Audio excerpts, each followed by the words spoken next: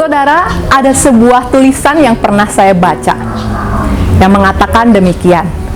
Semua ibu yang ada di dunia ini sering memarahi anaknya, tetapi semua ibu di dunia ini tidak rela ketika anaknya dimarahi oleh orang lain, sekalipun itu suaminya sendiri. Saat membaca tulisan ini, saya sempat senyum-senyum sendiri. Sebab sebagai seorang ibu, saya juga harus mengakui memang perasaan semacam itu sering muncul di dalam hati. Dan mungkin perasaan tidak rela melihat anak dimarahi orang lain itu merupakan bagian dari naluri melindungi seorang ibu. Akan tetapi saudaraku, saya pikir bukan hanya seorang ibu yang tidak rela melihat anaknya dimarahi orang lain, sebab seorang ayah pun bisa merasakan hal yang sama. Hal itu terjadi karena tanpa sadar, sebagai orang tua kita terdorong untuk melindungi si anak, karena senakal-nakalnya si anak tetap dia adalah anak kita sendiri. Sekalipun demikian, jika kita renungkan, naluri melindungi sebagai orang tua jika tidak disertai dengan kebijaksanaan, tidak hanya akan mendatangkan persoalan, bahkan juga bencana. Dan contohnya kita temukan dalam pengalaman anak-anak imam besar Eli dalam kitab 1 Samuel pasal yang kedua.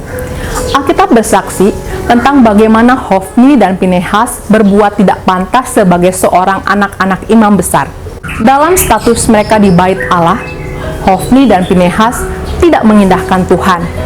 Mereka melanggar batasan hak imam, mengambil apa yang mereka mau.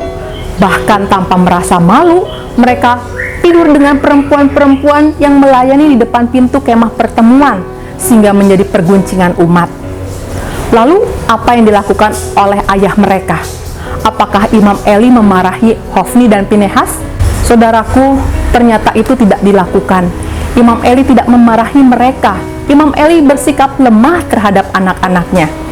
Bahkan, Tuhan mengatakan bahwa Eli menghormati anak-anaknya lebih daripada menghormati Tuhan. Saudara, setelah diperhatikan, ternyata sikap lemah Imam Eli terhadap kejahatan Hofni dan Pinehas terjadi karena Eli sendiri tidak bersikap pantas kepada Tuhan. Alkitab bersaksi bagaimana Tuhan mengatakan Eli telah menggemukkan diri dengan bagian yang terbaik dari setiap korban sajian umat kepunyaan Allah. Untuk itu, maka benarlah pepatah yang mengatakan buah jatuh tidak jauh dari pohonnya.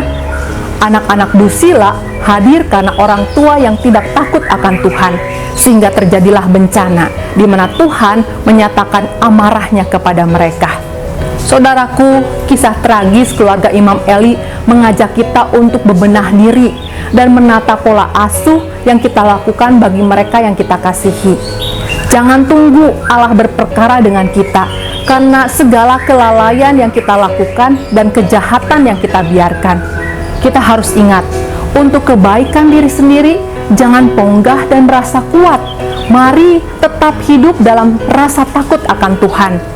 Mari saudaraku, jadikan setiap firman yang keluar dari mulut Allah menjadi pandu dalam menjalani hidup di atas muka bumi. Mari kita didik dengan baik anak-anak yang ada dalam keluarga kita dalam rasa takut akan Tuhan.